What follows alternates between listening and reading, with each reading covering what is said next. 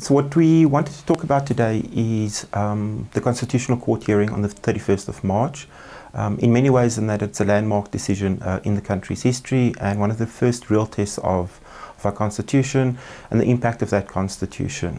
Specifically, we monitored the event in terms of its coverage, in terms of social media and online platforms.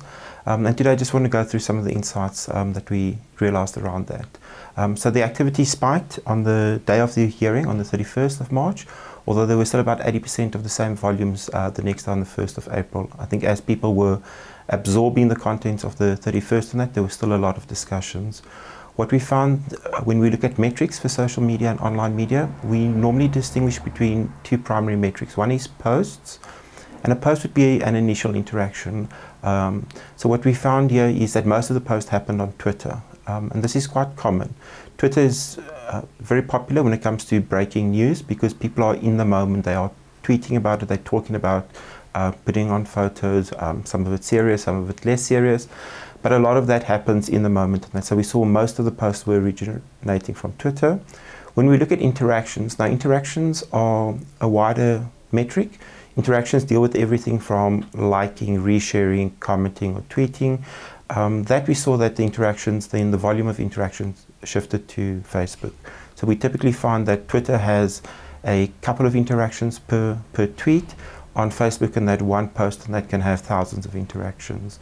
Over the course of the week, and particularly starting on the 31st, we saw that there was about 68,000 total interaction, which works out to about 24 interactions for every minute of the day for that day, which is a lot of activity.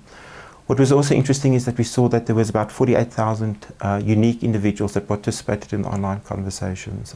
Most of those individuals, about 30,000 of them, were on Facebook, and the remaining number of people were on Twitter.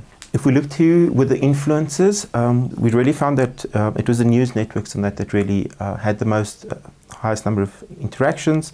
We saw Eyewitness News had 22,000 interactions over those couple of days. They were followed by ECNA News at about 18,000, so fairly close in second place. City Press was much further back at about 2,000 interactions, and then Jackie Randa. And then in fifth place at just over 1,200 interactions was the official president's account. We then looked at some of the images. So we use a tool called Tracks, which allows us not only to monitor the content in a verbal sense on social media, but also which images are getting a lot of or being shared and commented on the most. A lot of them were either very serious, such as Zuma must go, or sort of comedic in nature and that. So there was a lot, it was an April Fool's joke, I don't have to pay back any of the money. You know, the Constitution says I must pay back the money, and a lot of them were, I guess, the memes that you see. So it's always interesting. What we find on social media is people tend to engage with the content that's out there. They feel almost part of the news and that's very different from traditional media like newspapers and radio shows and TV and that, where it tends to be a one-way interaction, and that something breaking news like this, people get involved in it, they spend effort to create a meme, to create an image, to put some content over that, and that really shows the levels of engagement, and that people are really engaged when it comes to that. As we come to expect, whenever there's controversial breaking news, Nando's got into the act as well with two pieces of content. One was Jay-Z, we've got wings, you don't have to explain. And the second one, 2.8 million to deal with fire, ?